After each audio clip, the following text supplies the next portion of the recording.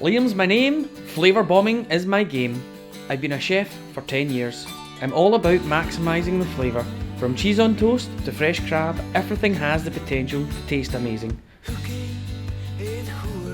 Shopping wise and understanding flavour combinations. I shop local, but I definitely think global. I love jazzing it up when I cook at home.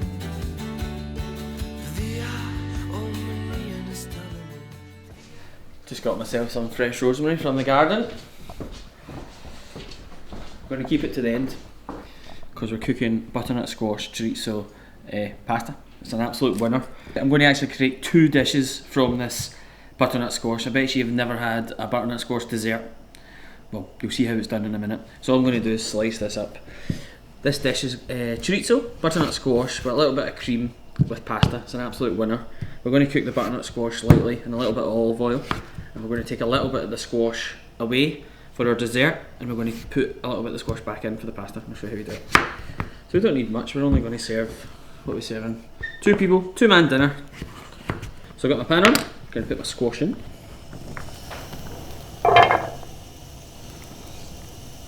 Got it just dry in there now. I'm not going to add salt. I'm not going to add the herbs or anything yet, because I'm going to actually use this butternut squash to create 2 dishes. I think this can be done in a multitude of different dishes. You've just got to be wary of what you're cooking, what you're doing the next day. There's too many people make one dish and it's just that's it. Things go to waste, things go in the bin.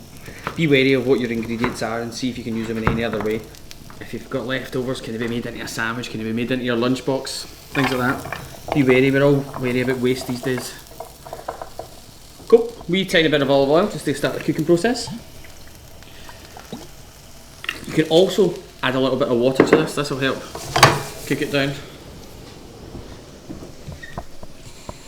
Not much, and you'll find in a couple of minutes time when you come back to it, the water will have disappeared and the squash will have cooked through enough to then start cooking the pasta dish.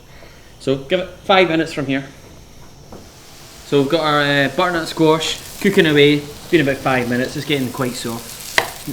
Soft enough if you push it. So what we're going to do is we're going to save half of it, because we're actually going to make a dessert out of the rest of this butternut squash. Plunk it to the side.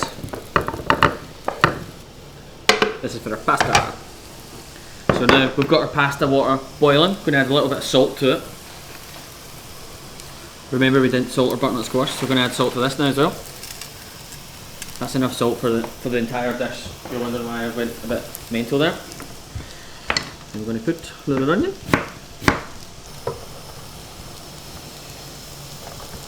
A little bit of garlic.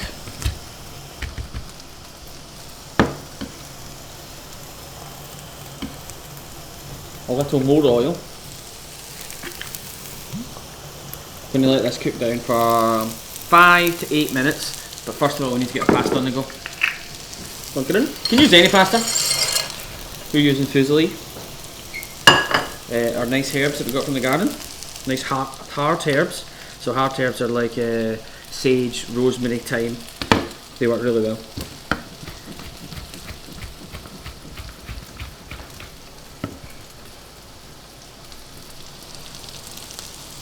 And then our chorizo, or star. If you wanted to be veggie, of course, you don't have to put chorizo in.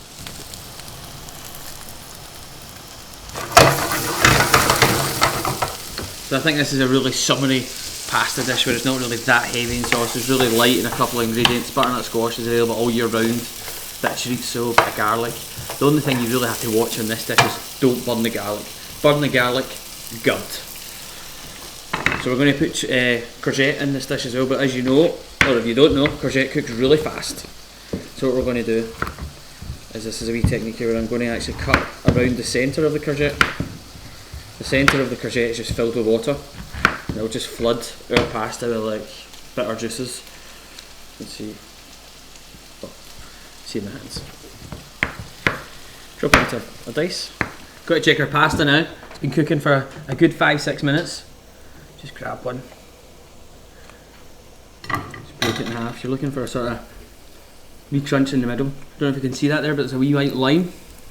That kind of shows that it's al dente, which is perfect, because we know that it's going to cook for another minute anyway in the sauce. I know some people don't like it al dente, but that's the way it should be. So all we have to do now to finish the dish is chuck our courgette in, which will give it a really nice colour and a really nice like texture to the dish, because courgette goes very mushy very fast. That's why I add it in at the very end. And remember, if this gets a little bit of cream, obviously it's up to you how much cream you want. So try to be healthy, a wee tiny bit of cream. If you're me, put a fair bit in. So use double cream. Single cream may split on you, so double cream is a safe bet. What I just did there is the most hated thing in my household, but then you just deny it. You did not start at the top of the cream. So there should be no really any liquid in there at all. Then we're just going to add it. This is definitely a nice wee dinner for two. And you can just play it by ear if you think it's a little bit dry, put a little bit more cream in. There's a lot of flavour there from the chorizo oils and things like that, so certainly putting a little bit more water in wouldn't do any harm at all. Since it's for me, we'll add a bit of cream. It'll be a really nice, fresh, light pasta. I know it's got cream in it, but it's not. I haven't exactly put loads and loads in. Add a little bit of pepper. Then we're going to want a wee taste.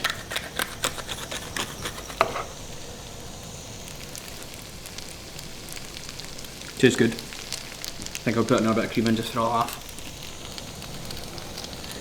When this is cold, this will make an amazing wee lunch in your lunchbox. Nothing's going to go to waste. So that's chorizo, butternut squash, courgette, and herbs from the garden.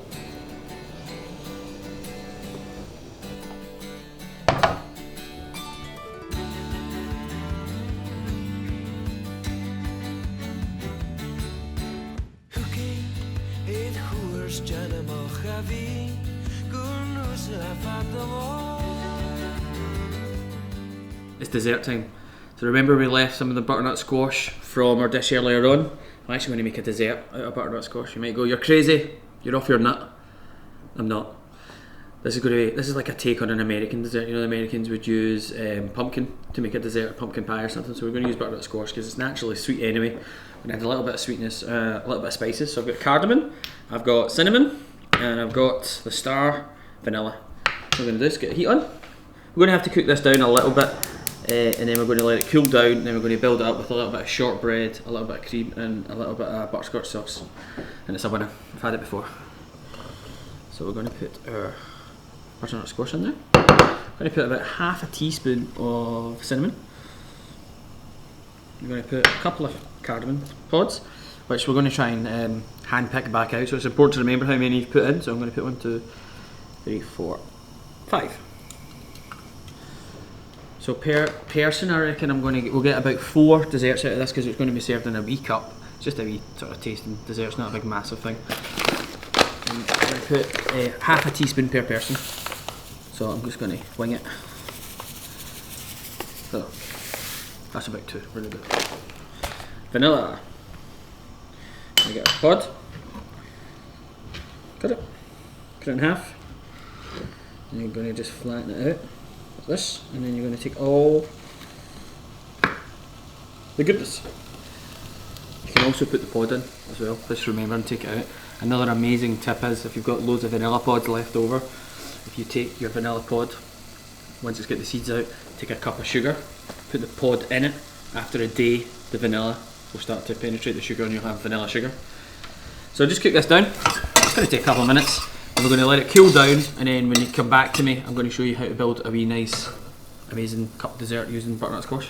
So we've got our butternut squash made and cooling in the fridge, and this is going to be a little bit of a butterscotch sauce to go at the very bottom of our wee glass. We're going to do that fancy glass build-up thing you can just serve to your party or eat it yourself. So all you do for butterscotch sauce is take a little bit of butter, put it in the pan, you're going to melt it down, and what you're going to do is add sugar, pretty much the same quantity. I just go like for like. And just at that stage, just when you think it's about to melt and get a bit burnt, you add a little bit of cream and that instantly turns out to butterscotch sauce. There's no really, you can add vanilla to this, you can add loads of spices if you wish, but as you know, our mix that's in the fridge is packed with cardamom, cinnamon and vanilla, so all we're wanting now is just a simple nice caramelly butterscotch sauce. We're not going to use very much, we're just going to use like a spoonful per per portion, and you'll find that it cools down really fast. This almost goes like a really sticky glaze. There you go, it's almost doing its thing now. You can see the point where, see the bubbles? They're really big bubbles, and they go really wee bubbles. When it gets to the point of the bubbles changing, it means that all the water and all the liquid that was in it is leaving, so it's the exact time to put your cream in. Get the heat up. Doesn't need much, just a tiny bit of cream. You can use milk if you wish, but cream's luxurious. We're going all in today, so we might as well. I'm actually going to take it off the heat now. Just keep working it. To get darker and darker. You've got to keep working this because if that cream splits, you can smell it. It is delicious.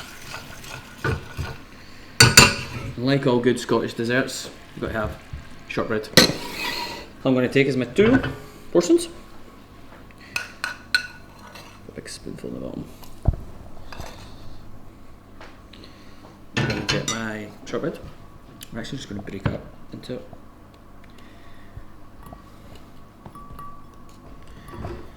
It kind of has to be served like sort of last minute-ish. If you put this in the fridge at this stage, the shortbread will go soggy. Pretty easily, considering it's a leftover. It's going to be a belter of a wee dessert. So here's our squash. Check it out. You see the cardamom pods? We'll try and pick them out if we can. So we put 5 in, didn't we? 1, 2, 3, 4, 5. I'm going to actually try and strain the liquid, because the liquid I'm going to put in a bit of a cream mix.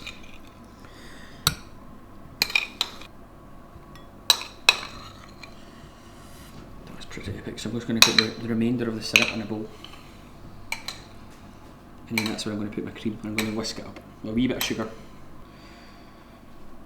Tiny bit of sugar.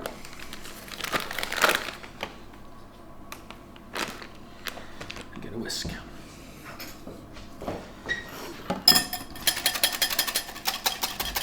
See how fast that goes. Done.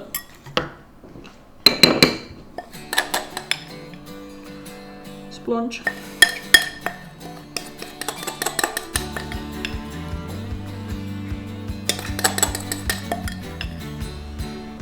There you go. A wee delicate Scottish take on American classic.